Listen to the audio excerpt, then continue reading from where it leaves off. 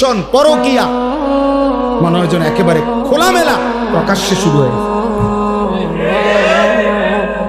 পরকীয়া এই শব্দটা, অবৈধ সম্পর্ক, স্বামী থাকার পরেও মহিলার অবৈধ সম্পর্ক, স্ত্রী থাকার পরেও পুরুষের অবৈধ সম্পর্ক, আমার মনে হয় গত 10 বছরও এত বেশি আমি শুনি নাই। এ কয়দিনে যা শুনতেছি, ওই দুনিয়াতে নয়তো আখেরাতে, ভাই অসুস্থ হয়ে গেলে নয় পঙ্গু হয়ে গেলে একদিন সত্যি সত্যি কসম আল্লাহর মনে পড়বে সুখের এই বন্ধুরা কেউ নেই। মোবাইলের ওই নর্তকী ধোঁকা ছিল, অস্থির ছবি ধোঁকা ছিল, বন্ধু নামের এই দুষ্টরা যারা তোমার সঙ্গ দিয়ে হাসি ঠাট্টা মজাক আড্ডায় সময় শেষ করে দিছিল, তারা আর কেউ নেই, আসলেই কেউ নেই। এই বাবাদেরকেও বলি, আপনারাও কবরে দেখবেন আপনাদের সন্তান নাই। যে সন্তানের জন্য হারাম খাইছেন, হারাম রোজগার করছেন, যেই বিবি বাচ্চার জন্য, সেই বিবি বাচ্চা আর কেউ মনে রাখে না, কেউ মনে রাখে না।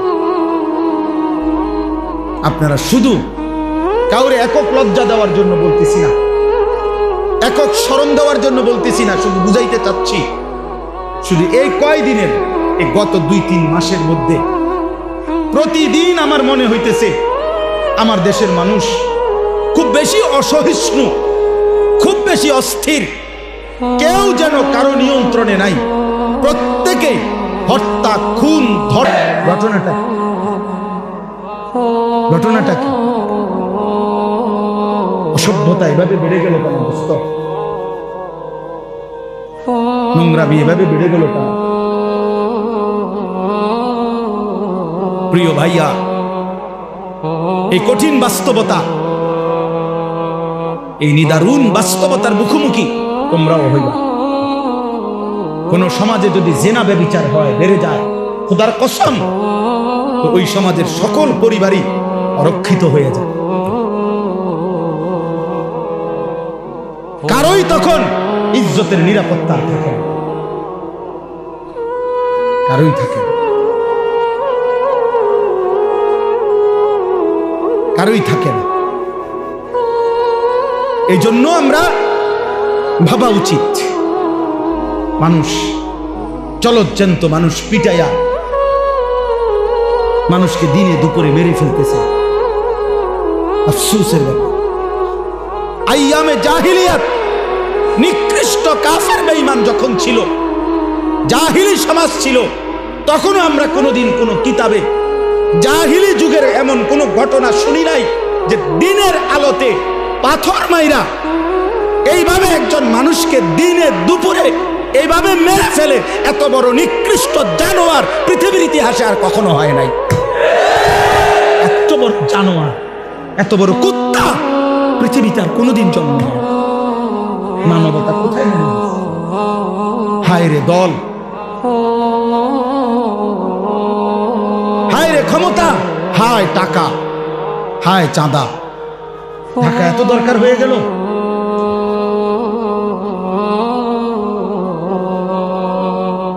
সারা পৃথিবী দেখছে, অবাক হয়ে গেছে, আশ্চর্য। একটা মানুষ, দাড়িওয়ালা একটা যুবক, জলজ্জান্ত মানুষটাকে এতগুলো মানুষের সামনে দিনে দুপুরে পাথর মেরে মেরে মেরে ফেলছে।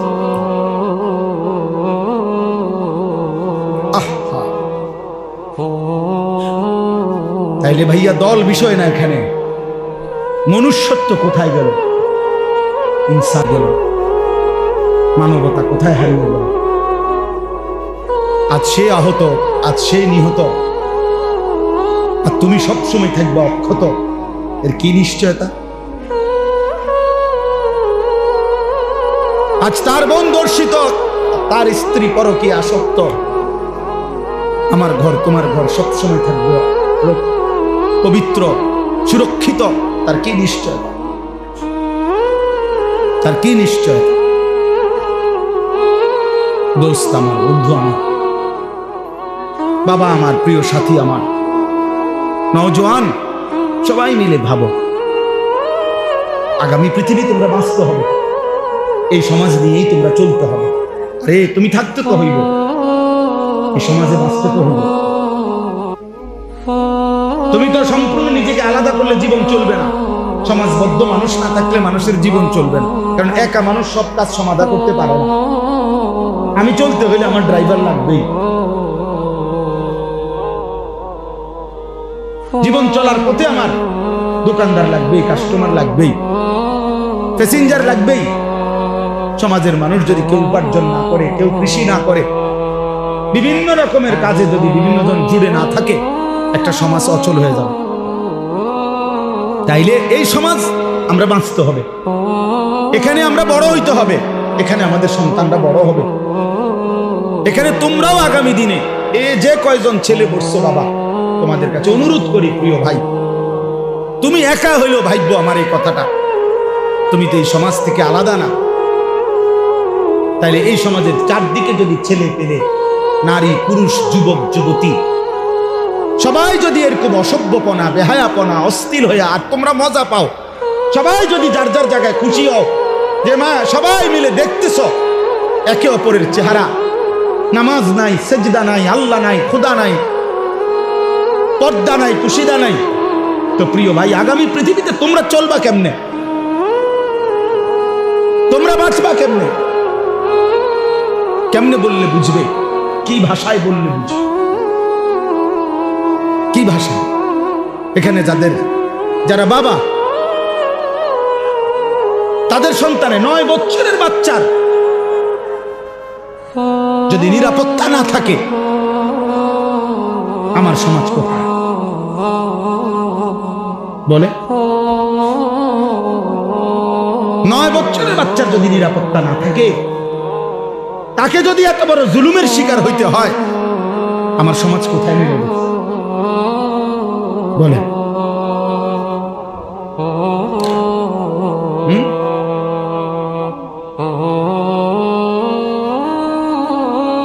কথা নাই, বার্তা নাই। নিরীহ 2 জন ইমাম মুয়াজ্জিন, ওনাদেরই রিমান্ড হয়ে গেল, বাকি ঘটনা সব আড়াল হয়ে গেল। বুঝেননি? দুনিয়া না ধোকা দিবা, আখেরাত। আখেরাত আজকে না জুলুম করলা, আগামী দিনে আখেরাতে, আখেরাতে আড়াল করবে কে? এই জন্য আমি আমার কথা এতটুকুই, প্রত্যেকের কাছে ছেলেরা, বাবারা নিজের দিকে আরেকটু যত্নবান হও। ছেলেরা তোমরাও বাবা আরেকটু যত্নবান হও।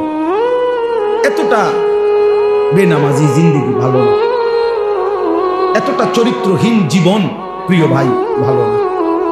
এত নারী, এত ছবি, এত উলঙ্গ দৃশ্য, এত বেহায়াপনা প্রিয় ভাইয়া সুখ আনবে না, স্বস্তি আনবে, তৃপ্তি আনবে না। দিনের পর দিন তোমাদের অনেক ছেলে কোনদিন 5 ওয়াক্ত নামাজ পড়ো না, মুসলমানের বাচ্চা হয়ে প্রিয় সন্তান, এত মন্দ হওয়া কথা। এভাবে আল্লাহকে ভোলা ঠিক না, এভাবে আল্লাহর নাফরমানি করা উচিত না। আখেরাত তো পরের কথা, দুনিয়াতে তো শান্তি থাকা দরকার, দুনিয়াতে তো দরকার। কোরআনুল কারীমের মধ্যে আছে, আল্লাহ তাআলা বলেন, ওয়ামিনহুম মান ইয়াকুলু রব্বানা আতিনা ফিদ দুনিয়া হাসানা ওয়া ফিল আখিরাতি হাসানা ওয়া কিনা আযাবান নার। আল্লাহ বলেন আমার প্রিয় বান্দা তারা বলে, আল্লাহ আমাকে দুনিয়া সবটা দিয়েন না, আমাকে ওইটুকু দুনিয়া দেন যেটুকু হাসানা, যেটুকু পবিত্র, যেটা হালাল, যেটা বৈধ, যেটা উত্তম, যেটা আপনার মর্জি মতো, আমাকে সেই দুনিয়া দেন। আমাকে আখিরাতটাও যেটা দিবেন উত্তম দিবেন, জাহান্নামের আযাব থেকে মুক্ত করে দিয়েন। আল্লাহ তাআলা বলেন, যে বান্দা আমার পবিত্র দুনিয়া চায়, পবিত্র আখিরাত চায়, জাহান্নাম থেকে মুক্তি চায়, খোদার কসম আল্লাহ বলছে, উলাইকা লাহুম নাসীবুম মিম্মা কাসাবু, আমার এই বান্দা 24 ঘন্টা যা করবে দুনিয়ায়, আমি সবটার বিনিময় আখিরাতে তারে বুঝায়। পয়সা যেটা দিল নেকি দেব, পরে বাজার করলেও নেকি দেব, ওই ব্যবসা করলো নেকি দেব, ও স্বামী স্ত্রীর মিলন করলো নেকি দেব, ও সন্তানাদি লালন পালন করলো নেকি দেব।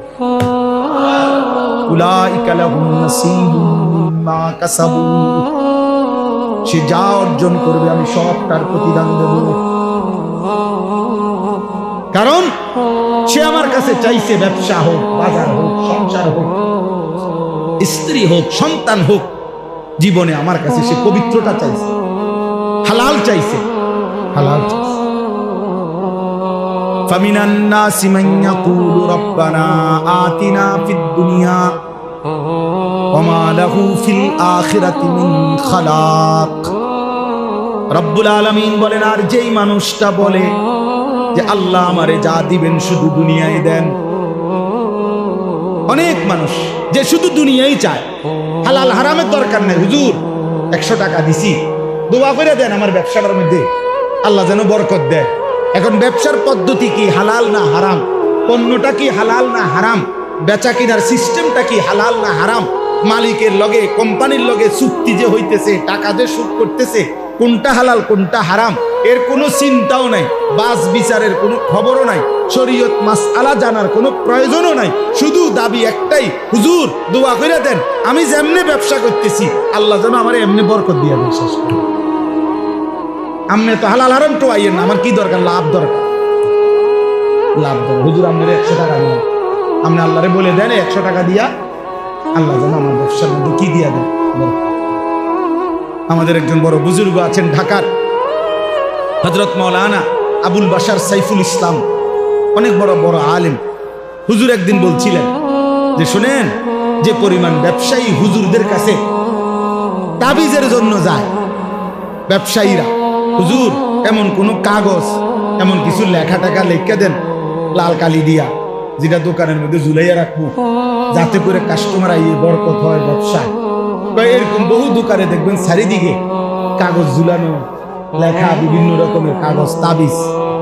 তাবিজের জন্য, ব্যবসার বরকতের জন্য যে পরিমাণ হুজুরের কাছে গেছে, আলেমের কাছে, তার 100 ভাগের 1000 ভাগের 1 ভাগও একটা শরীয়তের মাসআলা যে এটা হালাল না হারাম, এই পদ্ধতিটা আমার এটা জানার জন্য 1000 ভাগের 1 ভাগও যায়।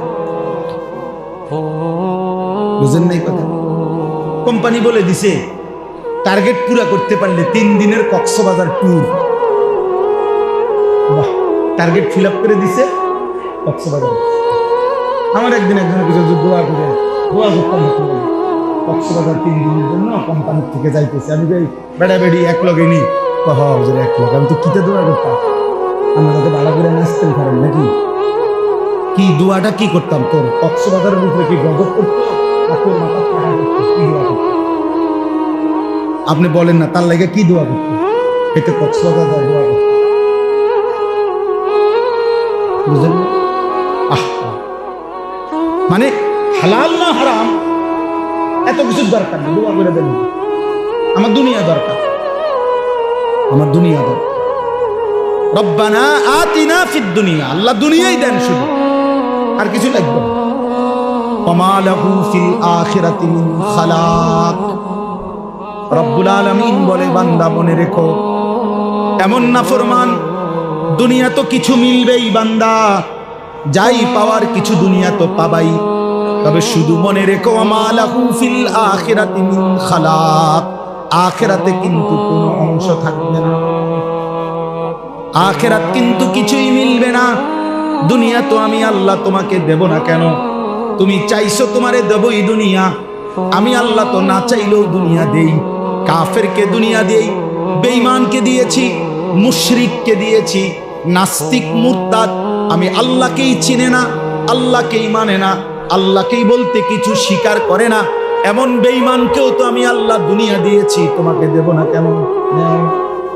বাতে না উদা খাইবা না, এটা তো আমি কুত্তারও খাওয়াই, জানোয়ারকেও খাওয়াই। হ্যাঁ, দুনিয়া তো আমি জানোয়ারকেও দেই, বেটা তোরে দিতাম না, যা নে বেটা। আর কি তা বাতে না দুগা, আর কি খাবিয়ে না? বিল্ডিং, আরে বিল্ডিং তো ইউরোপ আমেরিকার মধ্যে কুকুর শুকর ওরা যেখানে ফার্মে পালে, কুত্তা শুকর ওইগুলোও তো বিল্ডিং এ থাকে, এসি রুমে থাকে। কি হইছে? এটা হইছেটা কি বেটা? এসি গাড়ি, এটা তো জানোয়ারও চলে ইউরোপের মধ্যে। আমার একজন পরিচিত আমারে বলছে জাপানে থাকে, যে হুজুর আপনার এইসব প্রাইভেট কারে আমরা জাপানে ছাগল টানে, ছাগল টানে ছাগল। আমি যদি বলি ভাই সব বক্তা জানেন তো প্রাইভেট কারে আসছি, ছোটখাটো বক্তা মনে করি, আরেকটা কইবে হুজুর প্রাইভেট কারে ছাগল টানে, বেটা গিরি কি তা, মানে এটার মধ্যে কি ফুটার গিরি কি বলেন, এটা তো জানোয়ারও চলে। এজন্য দোস্ত, দুনিয়া মিলে যাওয়া, দুনিয়ায় ভালো থাকা তেমন কিছুই না, বরং মূল বিষয় হলো আল্লাহকে প্রাধান্য দেওয়া, আখিরাতকে প্রাধান্য দেওয়া। প্রয়োজনে পুরা দুনিয়া ছেড়ে দিলাম, প্রয়োজনে সব ছেড়ে দিলাম, আল্লাহকে নিলাম, আল্লাহ সন্তুষ্টি চাইলাম, আখিরাত চাইলাম। খোদার কসম নবী বলছে ওই ব্যক্তি লাভের ব্যবসা করছে যে দুনিয়া ছেড়ে দিছে, আল্লাহকে গ্রহণ করছে। এই চলেন এবার এই তর্জমা শুনেন, তাহলে কথা শেষ। এখানে যে আয়াত আমি পড়ছি সূরা বাকারার, কোরআনুল কারীমের 2 নম্বর সূরা, 2 নম্বর পারা, সূরা বাকারা। এই সূরার 207, 208 এই 2টা আয়াত পড়ছি। এবার এই শেষ তর্জমাটা শুনেন অল্প একটু। রাসূলুল্লাহ সাল্লাল্লাহু আলাইহি সাল্লামের একজন সাহাবী সুহাইব, ওনার নাম ছিল সুহাইব রুমি, মানে রোম দেশের মানুষ ছিলেন উনি। তো উনি ইসলাম পূর্ব যুগেই মক্কায় এসে বসবাস করছিলেন এবং মক্কায় এসে ব্যবসা করতেন। ব্যবসা করতে করতে একটা পর্যায়ে উনি মক্কার একজন বিশিষ্ট ব্যবসায়ী, ধনাঢ্য ব্যবসায়ী হয়েছিলেন, সুহাইব রুমি ওনার নাম। তো রাসূলুল্লাহ সাল্লাল্লাহু আলাইহি ওয়াসাল্লামের হাতে এক পর্যায়ে উনি কালেমা গ্রহণ করছেন। নবীজি সাল্লাল্লাহু আলাইহি সাল্লাম যখন মক্কা থেকে হিজরত করে মদিনায় গেছেন, তো আরো অন্যান্য সাহাবীরাও ধীরে ধীরে আগে পিছে, কেউ আগে কেউ পরে, ওনারাও ধীরে ধীরে মদিনায় হিজরত করে করে রাসূলুল্লাহ সাল্লাল্লাহু আলাইহি সাল্লামের কাছে চলে গেছেন। তো নবীজি সাল্লাল্লাহু আলাইহি সাল্লাম যাওয়ার পরে কিছুদিন পরে যারা গেছে নবীজির কাছে মদিনায় মক্কা ছেড়ে, এর মধ্যে উনি একজন, এই সুহাইব রুমি, অর্থাৎ উনিও হিজরত করে মদিনায় গেছেন নবীজির হিজরতের পরে, মানে নবীজি তখন চলে গেছে মদিনায়, এর পরে গেছে। তো যেদিন উনি মক্কা থেকে হিজরত করে গোপনে মদিনার উদ্দেশ্যে রওনা দিছে, ওই দিন কিছু দূর যাওয়ার পরে মক্কার কুরাইশরা খবর পাইয়া ওনারে ঘেরাও দিয়া ধরে ফেলছে, আটকাইয়া ফেলছে, আর কি যাইতে দিবে না মদিনা। তখন তাফসীরের মধ্যে আছে, আমি এই আয়াতের জন্য কইতেছি আর কি কথা। তো তাফসীরের মধ্যে আছে এই সাহাবী উনি একজন তীরন্দাজ সাহাবী ছিলেন, মানে সাহাবীদের মধ্যে সবচেয়ে বেশি তীর ছুটতে পারতেন, কাফেরদের তীরন্দাজ উনি একজন পারদর্শী ছিলেন।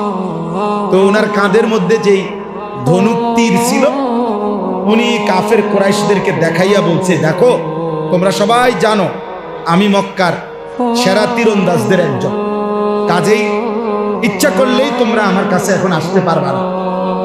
আমি যতক্ষণ পর্যন্ত আমার কাছে তীর আছে অতক্ষণ আমি একজন একজন করে গাইতালাম,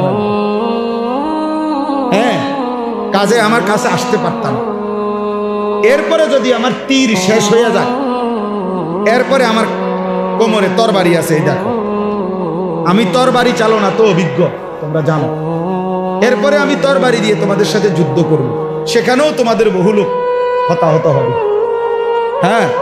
এরপরে যদি তোমরা আমারে ধরতে পারো, কাজেই এত অল্পতেই আমারে তোমরা ধরতে পারবা না, আটকাইতে পারতা না, তোমাদের অনেক ক্ষতি হবে। কিন্তু এই কথাটা শুনে, কিন্তু আমি তোমাদের কাছে একটা প্রস্তাব দিচ্ছি, আমি জানি তোমরা আমারে কেন আটকাইছো, অন্য অনেকেই চলে গেছে তারে আটকাও নাই, আমারে আটকাইছো তোমরা, আমি জানি, কারণ তোমরা জানো যে আমি মক্কার ধনাঢ্য ব্যক্তিদের একজন, আমার কাছে অনেক সম্পদ আছে, স্বর্ণরৌপ্য আছে, এটা তোমরা জানো, আমি জানি। এই জন্য তোমরা আমার আটকাইছো। আমি জানি তোমাদের মূল লোভ সম্পদের প্রতি। অতএব আমার যত সম্পত্তি আছে, যেখানে যেখানে আমি রেখে আসছিলাম, এখন আমি সব বলে দিচ্ছি, তোমরা সব কিছু নিয়ে নাও। বিনিময়ে শুধু আমারে একা, আমার আকা, আমি যার জন্য যাচ্ছি, আমার সেই প্রিয় বন্ধু আমার রাসূলের কাছে যাইতে, আমারে বাধা দিও, আমার কাছে, আমার নবীর কাছে আমার যাইতে। আমি কিচ্ছু নেব না, সব দিয়ে দিলাম, সব জানাই দেবো তোমাদের। তোমরা আমারে ছেড়ে দাও। স্বাভাবিকভাবে আমারে ধরতে না, তোমরা হতাহত হইবা, এটাও করো না। আর সম্পদও আমি নেব না। তাফসীরের মধ্যে আছে, মক্কার কুরাইশরা বলছে, তুমি এই ঘোড়া যেটা নিয়ে রওনা দিছো এটাও দিয়া লাইতে হবে, শুধু গায়ের পোশাক ছাড়া আর কিছু নিতে পারবা না। উনি বলছে ঠিক আছে, আমি শুধু আমার গায়ের পোশাক নিয়ে রওনা দিলাম। আর সব সম্পত্তির কথা একবারে দাগে দাগে বলে দিলাম, তোমরা সব নিয়ে নাও। আমি আমার এই এক কাপড়েই আমার রাসূলের কাছে আমি যাইতে চাই, তবু আমারে বাধা দিও।